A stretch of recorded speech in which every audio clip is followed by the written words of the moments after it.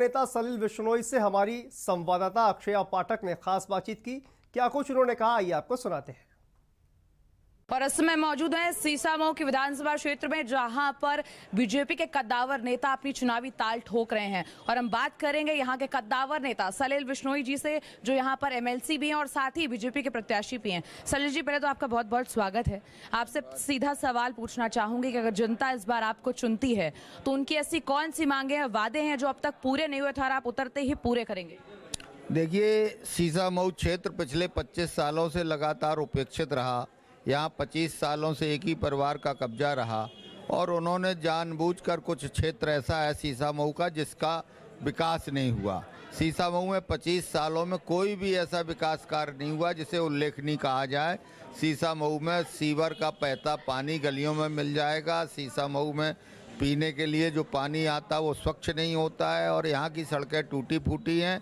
ये तीनों चीज़ें प्राथमिकता के आधार पर सीसामऊ में ठीक कराई जाएंगी।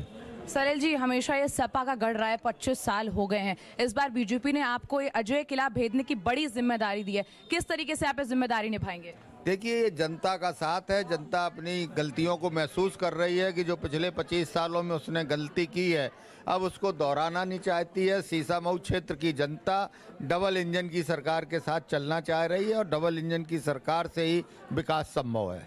यहाँ पर 48% मुस्लिम हैं और इसके साथ ही 28% जो है वो ब्राह्मण वोट है। इसके अलावा जो वोट बैंक बचे हुए हैं उनको साधने के लिए क्या आपने कोई रणनीति बनाई थी? भारतीय जनता जात पात और धर्म में विश्वास नहीं करती है। भारतीय जनता पार्टी सबका साथ, सबका विकास और सबका विश्वास के नारे के साथ चल रही है। हमारी जो आकांक्षाएं हैं वो मोदी और योगी की जन कल्याणकारी योजनाओं के साथ है। अच्छा सलिल जी, विपक्ष का ये भी कहना है कि जो है आप हिंदू वोट साधने की कोशिश कर रहे थे। वनखंडेश्वर मंदिर का जो जीर्णोद्धार था वो आपके द्वारा भी कराया गया, लेकिन उनका ये कहना है कि पत्थर उनके लगे, 50 लाख रुपए उन्होंने इसमें दिया था। उन्होंने नहीं दिया, कोई अपनी विकास निधि से उन्होंने 50 लाख दिए होते तो हम उनका एहसान मानते। ये तो उत्तर प्रदेश सरकार ने हर विधायक को कहा था कि अपने क्षेत्र की किसी ऐतिहासिक इमारत का सुंदरीकरण और जीर्णोद्धार कराने के लिए 50-50 लाख रुपए दिए गए। उसी की योजना के अंतर्गत उत्तर प्रदेश सरकार के पर्यटन विभाग ने और पुरातन तत्व विभाग ने वो रुपए दिए।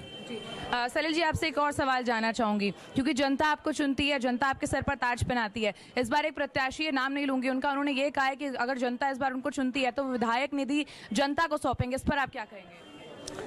मैं उत्तर प्रदेश की विधानसभा में इकलौता ऐसा प्रत्याशी हूं जो अपनी विधायक निधि का लिखित में जनता के सामने ब्यौरा देता हूं हर साल। ये मेरा आज से नहीं, 2002 से रिकॉर्ड है और उत्तर प्रदेश का कोई भी विधायक अपनी विधायक निधि का विवरण नहीं देता कि उसने किस तरह से उसको खर्च किया और क्या उसने मनमानी की। मैं एक एक पैसे का हिसाब देता हूं, इसलिए इन सब बातों में कोई नहीं है। लोग तो वादा 300 यूनिट बिजली फ्री देने का भी कर रहे हैं, लेकिन जब उनकी सरकार थी तो कानपुर में बत्ती ही 8-10 घंटे आती तो 300 यूनिट बिजली देंगे कहाँ से फ्री? अच्छा सलिल जी, एक सवाल और, आखिरी सवाल आपसे ये है, कल जनता तय करेगी, कल मतदान होना है, आपकी जनता से क्या अपील है?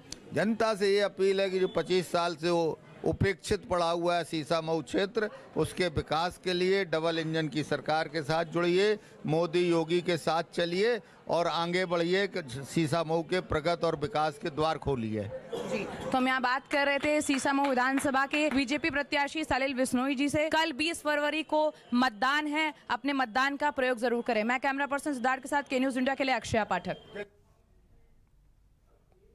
बढ़ते